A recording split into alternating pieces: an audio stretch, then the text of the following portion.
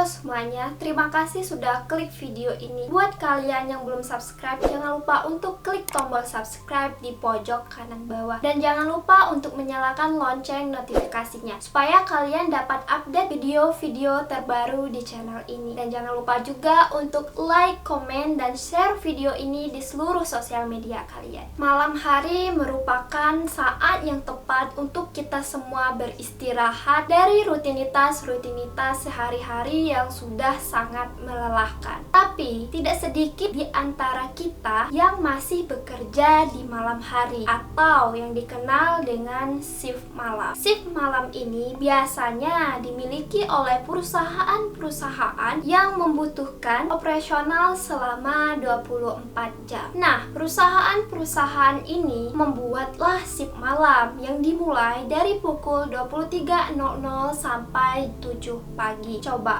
kalian bayangin jam 11 malam berada di kantor sendirian. Shift malam tidak hanya identik dengan hal-hal yang berbau kriminalitas, tapi juga shift malam identik dengan hal-hal yang berbau mistis.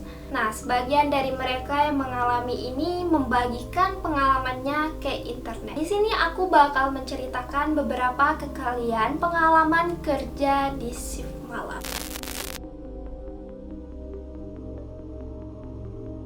Pengalaman pertama ini dibagikan oleh seseorang di sebuah blog yang berjudul Pengalaman Shift Malam Mengawasi Mesin ATM. Kita sebut aja yang punya cerita ini Mas Yanto. Cerita ini berasal dari Kota Istimewa Yogyakarta. Saya rasa orang-orang Jogja pastinya sudah familiar dengan gedung ini, ucap Mas Yanto. Gedung ini terlihat sangat mempesona di malam hari karena banyak lampu-lampu sorot yang mengarah ke gedung ini. Selain itu, gedung ini juga identik dengan cerita-cerita sejarahnya. Saya mulai bekerja di gedung ini pada Agustus tahun 2016. Tugas saya di sini itu sebagai seseorang yang mengawasi mesin ATM melalui monitor. Nah, awal mula saya kerja di sini tidak ada hal-hal yang aneh. Sampailah saya bekerja di shift malam untuk menggantikan teman saya. Untuk pertama kalinya kerja di shift malam rasanya itu sangat aneh karena suasananya itu sangat berbeda dengan saat saya bekerja di pagi hari. Malam itu saya bekerja tidak hanya sendiri, saya ditemani 3 rekan teman saya dan 1 orang driver. Karena saya masih baru, jadi saya ditugaskan untuk memantau monitor kondisi ATM tersebut. Nah, jika terjadi kerusakan, maka teman-teman saya langsung menuju ke TKP dan memperbaikinya. Singkat cerita, sekitar pukul 11 malam terdapat pemberitahuan bahwa ada mesin ATM yang rusak, tepatnya di Jogja bagian selatan, di Jalan Bantul. Saat itu, rekan saya langsung menuju ke TKP bersama seorang driver. Tinggallah saya berdua dengan rekan saya yang satunya lagi. 15 menit berlalu, tidak lama setelah teman kami tadi pergi, kemudian ada pemberitahuan lagi kalau mesin ATM yang berada di basement bawah gedung ini tuh juga rusak. Nah, otomatis kan harus segera dipantau. Teman saya pun langsung bergegas untuk memaintain ATM yang berada di basement. Tinggallah saya sendiri di sini. Ya, bener banget, suasananya sangat-sangat sunyi. Saat itu saya sedang menonton TV dan seketika saya mendengar suara orang ngorok, dan saat itu nggak ada siapa-siapa dan cuman saya aja. Saya membesarkan volume TV supaya suaranya tuh agak samar gitu kan. Ya, syukurnya suaranya itu pun samar dan perlahan menghilang. Tapi saat itu bulu kuduk saya pun merinding dan seketika saya melihat situasi sekitar yang sangat sepi dan saya pun melihat ke arah pintu. Saya nggak menyangka saya melihat sosok noni Belanda yang berada di arah pintu dengan menggunakan gaun yang berwarna putih. Gaun yang dia pakai ini sangat identik dengan gaun-gaun yang dipakai oleh noni Belanda. Gaun yang dia pakai ini bagian bawahnya terlihat mengembang dan bagian atasannya terlihat pakai panset gitu. Ya, saya. Kira-kira seperti ini fotonya. Dan seketika badan saya pun terasa kaku. Saya nggak mampu untuk menggerakkan seluruh badan saya. Dan saya cuma berdoa waktu itu sambil membacakan Al-Fatihah. Seketika saya pun panik dan nggak bisa ngapa-ngapain. Seperti tersihir, saya cuma bisa diem aja. Dalam posisi masih melihat ke arah Noni Belanda itu, perlahan pun sosok Noni Belanda itu pun berlalu dari pintu. Dan perlahan saya udah mulai bisa untuk menggerakkan seluruh tubuh saya dan mengucapkan Alhamdulillah. Tidak lama setelah itu, rekan-rekan saya yang bekerja untuk memaintain ATM-ATM yang rusak tadi pun kembali dan melihat wajah saya yang pucat besi. Di saat itu mereka udah tahu apa yang terjadi tanpa saya menjawab pertanyaan mereka alasan kenapa wajah saya terlihat pucat besi. Mereka pun sontak mengatakan, "Sudahlah toh, gak apa-apa. Emang udah sering kok di sini. Kita juga udah tahu. Jadi kamu gak perlu takut. Dia cuman ingin kenalan sama kamu. Kan kamu anak baru di sini." Gimana guys, cerita dari Mas Yanto ini apa cukup membuat kalian merasa gitu? Nah, coba komen di bawah ini menurut kalian gimana kalau kalian berada di posisi Mas Yanto malam itu tiba-tiba diperlihatkan sosok Noni Belanda. Oke, kita langsung aja ke cerita yang kedua. Cerita yang kedua ini aku ambil dari akun Twitter yang udah sangat terkenal, yaitu Simple Man. Salah satu cerita populer dari thread Twitter Simple Man ini juga ada, yaitu KKN Desa Penari. Di sini aku bakal bagikan cerita shift malam dari Simple Man. Oke, kita langsung aja ke ceritanya. Cerita ini berlatarkan tahun 2011. Saat itu saya baru saja lulus SMK. Layaknya orang-orang normal, saya pun mulai mencari pekerjaan. Saya melamar pekerjaan di sana, di sini, dan udah banyak banget. Sampai di suatu ketika saya mendapatkan interview di sebuah pabrik keramik di kota. Singkat cerita, keesokan harinya itu saya udah diperbolehkan datang ke pabrik untuk bekerja. Saya juga udah mulai mencari kos-kosan di daerah sana. Karena kan saya ini bukan berasal dari kota tersebut. Selama saya bekerja, tidak ada hal-hal yang terlihat aneh di pabrik kami, sampailah suatu ketika saya sudah diperbolehkan untuk kerja di shift malam. Seingat saya, untuk bekerja di shift malam saya ditugaskan untuk bagian packaging. Itu juga merupakan bagian yang paling berat. Tapi kan karena jiwa muda masih menggebu-gebu, saya pun menerima bagian ini dan bekerja di shift malam. Kejadian kerja di shift malam ini dimulai sekitar pukul 1 dini hari. Saat itu saya tengah bekerja dan tiba-tiba saya mendengar teriakan ada orang minta tolong karena ada kecelakaan. Dan sontak seluruh pabrik pun perhatiannya langsung terarah ke arah suara tersebut. Kami pun berlari keluar untuk mengecek apa yang terjadi di sana. Dan saya pun tentunya sangat penasaran apa yang sebenarnya terjadi. Seketika satu lokasi di daerah pabrik pun dipenuhi oleh karyawan-karyawan yang kerja di shift malam. Dan ternyata ada kecelakaan yang menyebabkan seorang karyawan meninggal dunia. Detailnya seperti ini. Karyawan yang kecelakaan ini, dia bekerja di bagian batubara. Ternyata area batubara ini emang terkenal angker karena gedungnya ini terletak di belakang pabrik sendiri. Area ini juga dekat dengan kebun-kebun. Nah, bisa dibayangin kan udah di belakang sendiri, dekat kebun-kebun.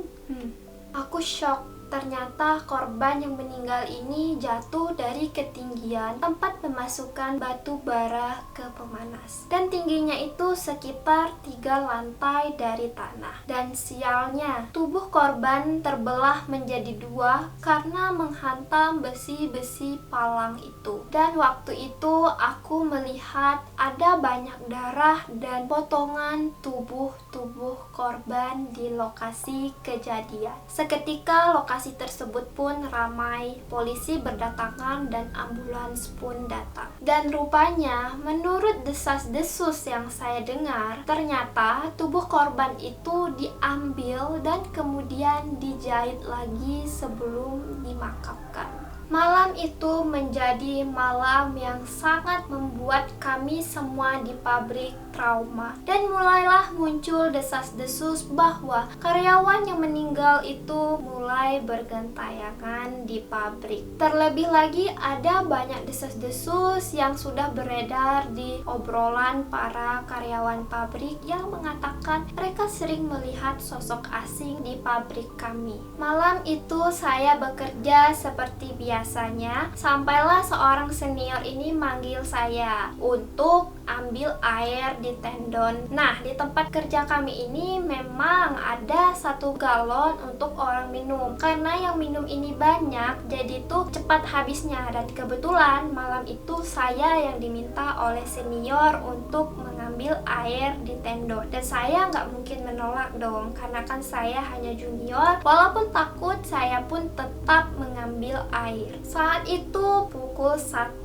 dini hari, saya mempersiapkan galon untuk dibawa ke tendon dan memasukkannya ke dalam gerobak. Perlahan saya mendorong gerobak tersebut mengarah ke toilet pria, yang mana tendonnya itu berada di daerah tersebut. Dan di sana itu lorongnya itu sangat gelap. Sejak menginjakkan kaki di tendon, saya udah mulai merasa nggak enak karena saya seperti diawasi oleh seseorang. Meskipun di sana itu nggak ada orang selain saya sendiri. Dan saya pun mulai untuk menekan tombol air dan mulailah saya mengisi galon tersebut. Kemudian saya melihat ke arah tongkrongan yang biasanya ada karyawan nongkrong di siang hari maupun malam hari. Biasanya mereka itu nongkrong di situ. Nah, di situ saya melihat seperti siluet ada orang di sana kan. Saya pun senang. Oh, ternyata ada orang nih gitu kan. Berarti saya kan nggak perlu takut-takut banget gitu kan. Dan dengan santai saya pun terus mengisikan air sampai full. Dan saat itu saya mulai merasa tenang karena ada orang selain saya di situ kan. Nah,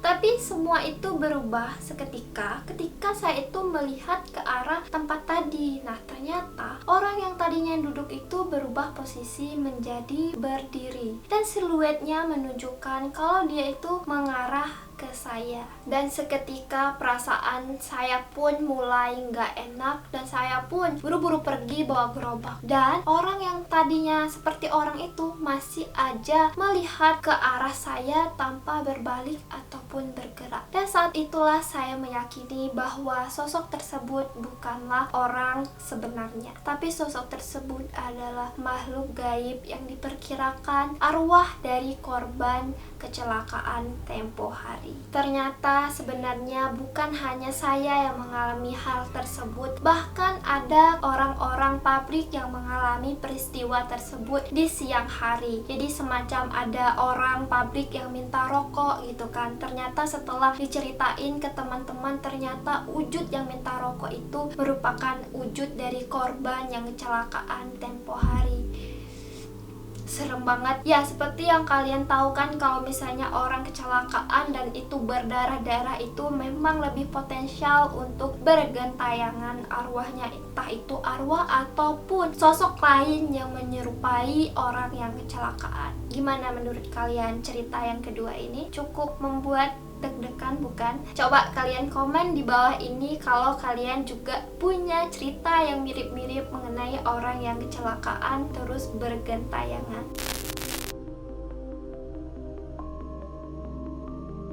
Oke, kita lanjut ke cerita yang ketiga. Cerita yang ketiga ini aku ambil dari sebuah artikel dan dia menyebutkan namanya ini Pais. Saat itu dia bekerja di sebuah hotel ternama sebagai seorang chef. Nah, perlu kalian ketahui kalau misalnya chef baru di hotel itu biasanya dia itu sebagai asisten chef gitu. Setahu aku sih gitu kan ya. Nah, itu dia bekerja masih didampingi sama chef senior. Nah, gak lama setelah itu chef senior pun mempercayakan Pais untuk bekerja sendirian di shift malam. Nah, shift malam ini bertugas untuk menyiapkan breakfast untuk paginya. Oke, kita langsung aja ke cerita Pais yang bekerja di shift malam. Pada saat malam malam pertama dan kedua bekerja di shift malam, saya ditemani oleh 2 orang chef senior untuk menyiapkan breakfast. Nggak ada hal-hal yang aneh terjadi.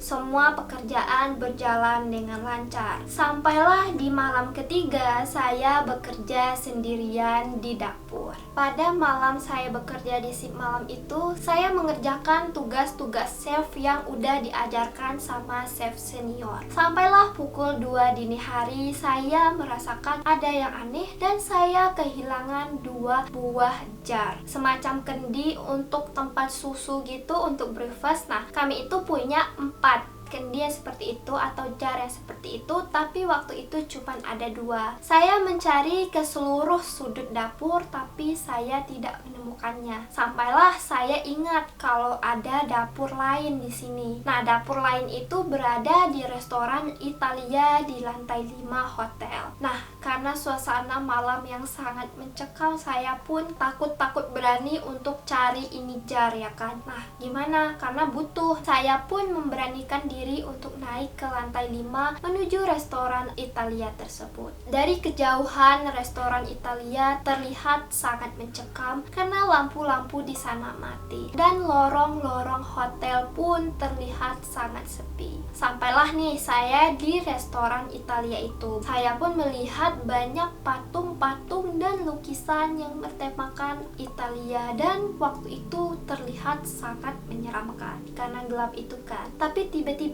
saya melihat seorang steward yang sedang mencuci piring, tapi wajahnya itu nggak jelas. Nah, ya udah tuh saya tanyain tuh sama si steward, "Bang, ada nampak jar ataupun kendi nggak? Atau saya boleh pinjam deh punya kalian 2. Soalnya di dapur kami tuh nggak ada." Tapi si steward itu cuma diem aja dan saya pun mulai merasa kesel. "Bang, jawab bang, orang nih lagi serius. Ini tuh buat breakfast, jangan main-main bang." Dia cuma bilang nya itu semacam menggema gitu kan. Ya udah, saya udah mulai kesel kan. Terus ya udah tuh, saya pergilah ke dapur belakang restoran Italia dan saya mencari kendi itu, tapi nggak ada. Nah, pas saya balik ke depan, yang tadinya ada si steward lagi cuci piring itu, dia udah nggak ada. Saya pun mulai merasa kesal kenapa dia bertingkah seperti itu. Nah, saya menuju ke lantai 4 untuk sekedar minum yang dingin supaya saya lebih tenang gitu kan. Nah, di sana ada 4 orang steward yang lagi duduk-duduk. Nah, saya bilanglah sama si steward itu kan, "Bang, siapa sih yang di atas itu? Kok dia itu ngeselin banget ya? Kan saya tanya tuh, ada kendi nggak? Bisa minjem nggak?" Nah, ini tuh dia malah diem aja. Nah, kan saya jadi kesel. Nah, seketika 4 orang steward itu pun termenung mendengar cerita saya. Dan mereka pun mulai bercerita kalau di lantai 5 itu setelah jam 11 malam tidak satu orang pun yang berani untuk datang ke lantai 5. Dan lagian, kata mereka yang bekerja di malam hari itu cuman mereka berempat dan itu mereka lagi bareng-bareng nongkrong di sana. Nah, seketika pun saya merasa shock dan sejak saat itu saya tidak pernah naik lagi ke lantai 5 lewat dari jam 11 malam. Gimana guys, menurut kalian cerita yang ketiga ini? Kalau misalnya kalian di posisi Faiz, gimana? Tuh, malam-malam naik ke lantai 5. Ini sepengalaman aku sih yang pernah nginap di hotel sendiri itu. Emang kalau tengah malam tuh sepi banget, rasanya tuh kayak beda lah. Siang aja kan sepi, apalagi tengah malam, apalagi sendiri. Nggak kebayang banget dong. Coba deh kalian komen di bawah ini, menurut kalian gimana? Oke semuanya, itu saja cerita kita hari ini. Terima kasih buat kalian yang udah nonton. Dan jangan lupa untuk klik subscribe di pojok kanan bawah ini. Dan jangan lupa juga untuk follow akun sosial media aku yang lain. Makasih semuanya. See you to another video.